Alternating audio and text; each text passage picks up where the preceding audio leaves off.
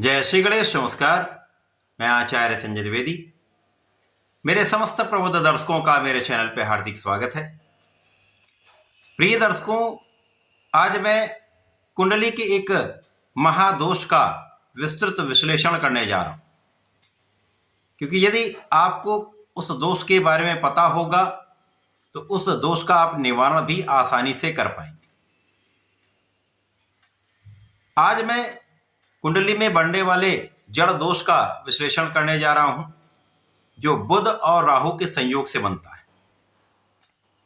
प्रिय दर्शकों, जब भी कभी हम अपने वीडियोज में जड़ दोष का विश्लेषण करते हैं तो उसको बहुत सारे लोग समझ नहीं पाते, क्योंकि उसके बारे में उनको पता ही नहीं। कुछ लोगों को जब समझ में नहीं आएगा तो उसके सही विश्लेषण का सही आकलन नहीं कर पाएंगे।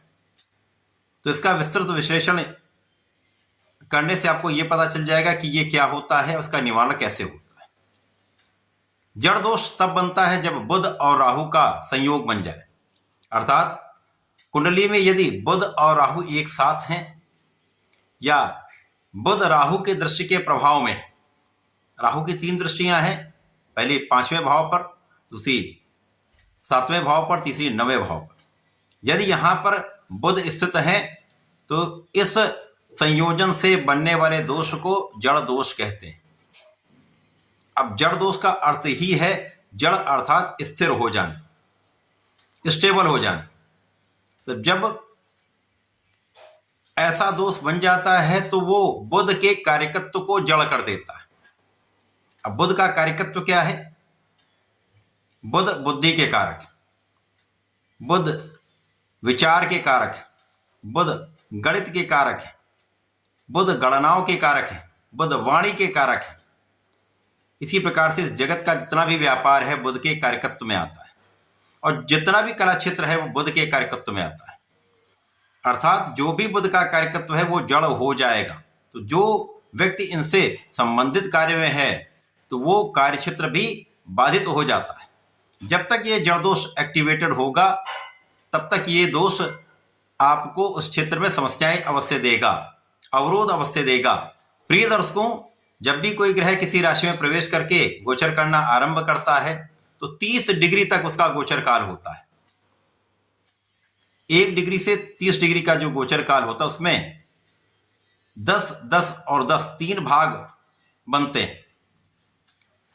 राहु बैकवर्ड मूवमेंट करते हैं, तो जब ये पीछे उल्टी गति से गमन करते हुए आते हैं और कोई ग्रह आगे की ओर जा रहा है, तो जब इनका आपसी भाव अति निकट में होता है तो समस्याएं बनती हैं। जब बुध राहु से 10 डिग्री के अंतर में होंगे तो ही जड़ दोष का संपूर्ण प्रभाव प्राप्त होता है। बाकी के समय में, क्योंकि बुध और राहु अति मित्र के भाव में होते हैं और राहु के साथ जब बुध का योग बनता है, किसी प्रकार से दृष्टि संबंध बन जाता है, और यदि अंशों का अंतर अधिक है तो उस समय में बुद्धि अत्यंत कुशाग्र हो जाती है। व्यक्ति बहुत बड़ा राजनीतिज्ञ हो जाता है, बहुत बड़ा कूटनीतिज्ञ हो जाता है। उसके बुद्धि का बल ऐसा होता है कि वो किसी भी स्थिति में किसी भी समस्या से निकलने का मार्ग खोज लेता है। येन केन प्रकार वो अपने काम को सिद्ध कर लेता है। उसके लिए कुछ भी प्रयत्न करना पड़े वो अपने बुद्धि बल से उन समस्याओं का निस्तारण करके लाभ प्राप्त कर लेता है। अब किन किन राशियों के लिए ये किन किन भाव में होगा तो क्या परिणाम प्राप्त होगा? मेष राशि के लिए यदि हम अवलोकन करें तो बुध तृतीय तथा 6ष्टम भाव के स्वामी होते हैं। अब यदि राहु के साथ जड़ दोष बन गया तो तृतीय भाव और 6ष्टम भाव, दोनों भाव यहां पर बाधित हो जाएंगे।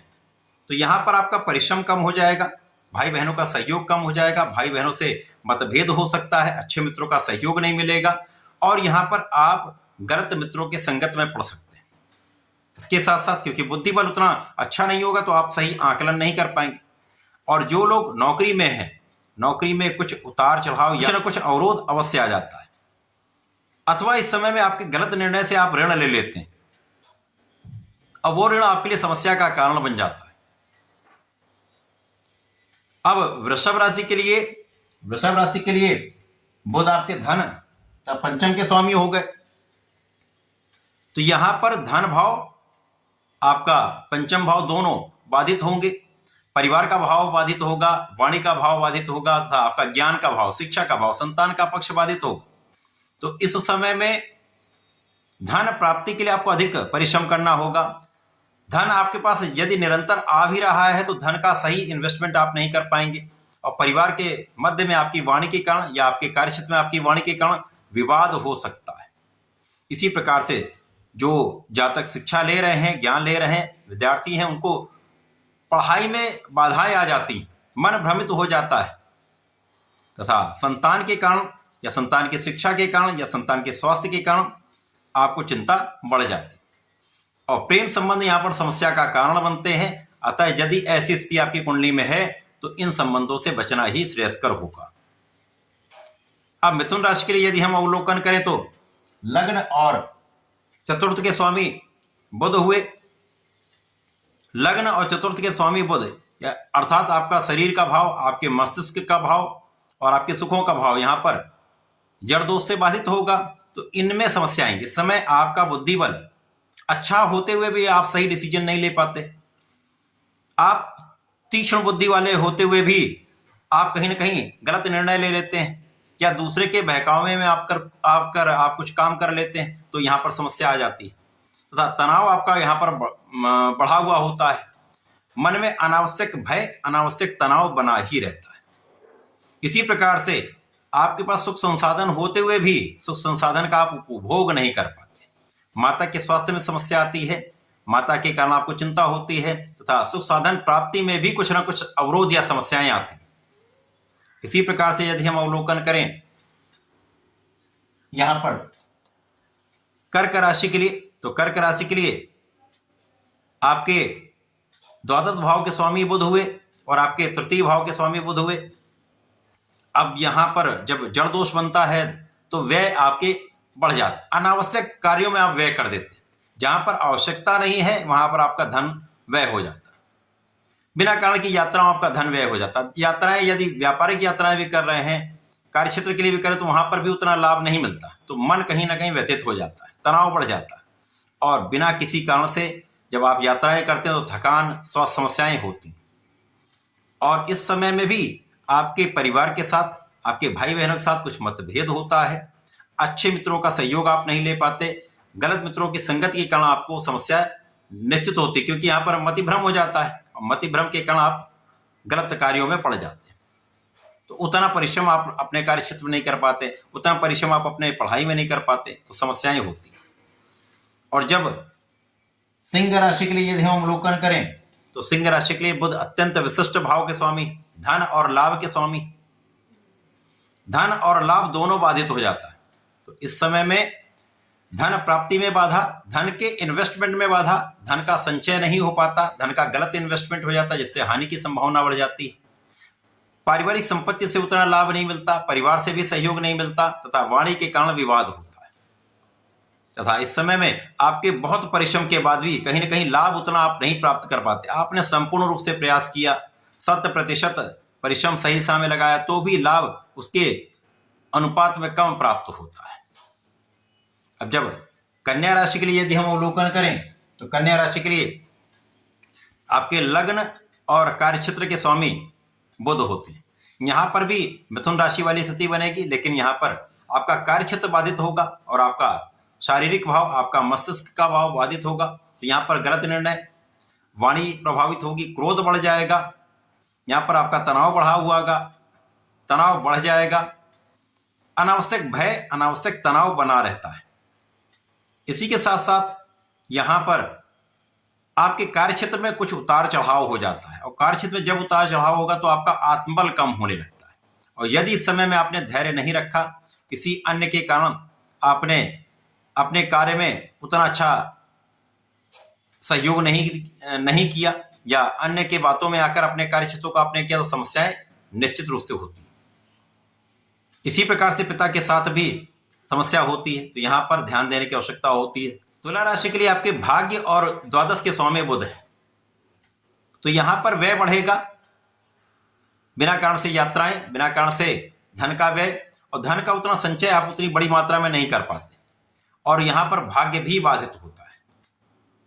तो जब भाग्य बाधित होता तो आपका परिणाम उतना अच्छा नहीं प्राप्त होगा। आप अपना संपूर्ण प्रयास भी करेंगे, आप बहुत योग्य भी हैं, आप बहुत क्षमतावान भी हैं, आपके अंदर बुद्धि का बल भी है, लेकिन आपकी क्षमता के अनुसार आपको लाभ नहीं मिल पाता, क्योंकि भाग्य यहाँ पर बाधित है। इसी प्रकार से धर्म कर्म के कार्यों में उतना आपका मन नहीं लगता, पिता के साथ उतना सहयोग नहीं मिलता, तो ये समस्याएं यहाँ पर होती। वृश्चिक राशि के लिए यदि हम अवलोकन करें तो लाभ और आपके अष्टम भाव के स्वामी बुध होते हैं, तो यहां पर आपके लिए स्वास्थ्य समस्याएं होती, कोई ना कोई स्किन की डिजीज हो सकती है, चर्म रोग से संबंधित समस्याएं बनी रहती हैं, कभी कम हो जाएंगी कभी बढ़ जाएंगी, कोई ना कोई एलर्जी हो सकती है, क्या भोजन से संबंधित कोई भी अनियमितता आपके लिए कष्टकारी हो सकती है। यहां पर लाभ भी बाधित हो जाता है। आप संपूर्ण प्रयास करते हैं, जब जब बुध जड़ दोष में आएंगे आपका लाभ बाधित होगा, जब जब बुध जड़ दोष में आएंगे आपका स्वास्थ्य बाधित होगा। धनु राशि के लिए आप सप्तम तथा आपके कर्म क्षेत्र के स्वामी बुध होते हैं, तो यहां पर जीवन साथी के साथ सामंजस्य में समस्या आती है, कुछ ना कुछ मतभेद या कुछ क्लेश बढ़ जाता है। इसी प्रकार से यदि आप साझेदारी में काम करते तो वहां पर निश्चित रूप से समस्याएं होंगी, कुछ कानूनी समस्याएं होंगी या धोखे की संभावना बनी रहती है। इसी प्रकार से आपके कार्य क्षेत्र में उतार चढ़ाव होता है। जब जब जड़ दोष बनेगा तब तक आपके कार्य क्षेत्र में कुछ न कुछ समस्याएं उत्पन्न हो जाएंगी, अवरोध होगा या कोई ऐसा व्यक्ति आएगा जो आपके लिए समस्या उत्पन्न करेगा। मकर राशि के लिए आपके षष्टम और भाग्य के स्वामी बुध होते हैं। यहां पर जो लोग नौकरी कर रहे हैं तो नौकरी में अचानक ही कुछ समस्याएं उत्पन्न हो जाती, या आप ऋण नहीं लेना चाहते हैं तो भी आपको ऋण लेना पड़ सकता है, या अनावश्यक आपने ऋण ले लिए तो ऋण चुकाने में समस्या आ जाती है। कोई ना कोई शत्रु आपको समस्या उत्पन्न करता रहता है, कोई ना कोई विवाद आपके साथ बना ही रहता है। इसी प्रकार से वाणी से संबंधित विकार होते हैं जो आपको विवादों में डालते रहते हैं। साथ ही साथ भाग्य बाधित होता है, तो जब जब बुध बाधित होंगे, जब जब ये जड़ दोष में होंगे, भाग्य का उतना साथ नहीं मिल पाएगा और धर्म के कार्यों में आप उतना नहीं लग पाएंगे।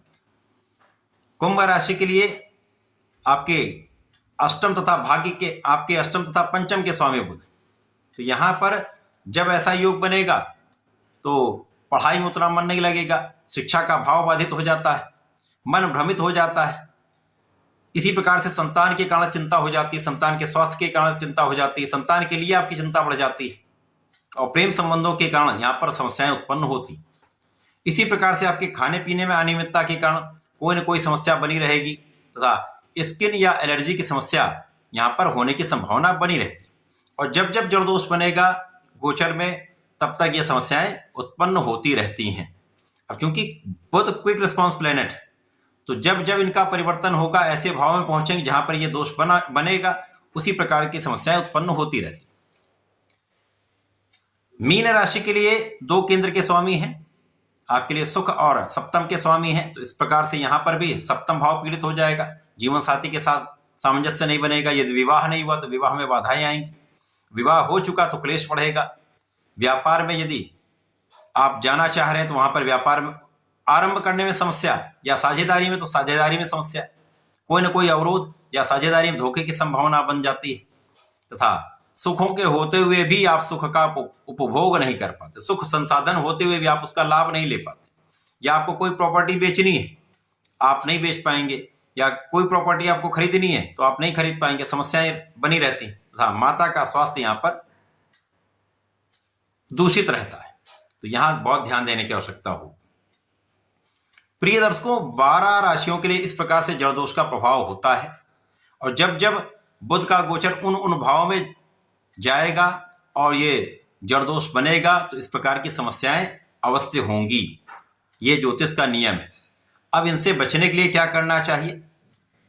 जड़ दोष से बचने का सर्वश्रेष्ठ उपाय गणपति महाराज की उपासना है। नित्य गणपति के मंत्र ओम गंग गणपतये नमः का कम से कम 1 माला का जप अवश्य करें। यदि जड़ दोष आपकी कुंडली में बना है तो जीवन भर इस मंत्र का जप आपको करना चाहिए तथा प्रत्येक बुधवार को गाय को हरा चारा खिलाएं, गाय का आशीर्वाद लें तथा यहाँ पर यदि हो सके तो गणपति महाराज को प्रत्येक बुधवार को दूर्वा अर्पित करें, पुष्प अर्पित करें, चंदन की सुगंध का अर्पण करें तथा पीले भोग का अर्पण करें, बेलपत्र का अर्पण करें, तो इस समय की समस्याओं से आप बचते रहेंगे। समस्याएं तो होंगी लेकिन उनका निवारण भी होगा और समस्याएं की इंटेंसिटी कम हो जाएगी, समस्याएं कम से कम होंगी, लाभ आपको प्राप्त होता रहेगा। तो ऐसा करके इसका लाभ ले सकते हैं। धन्यवाद, नमस्कार।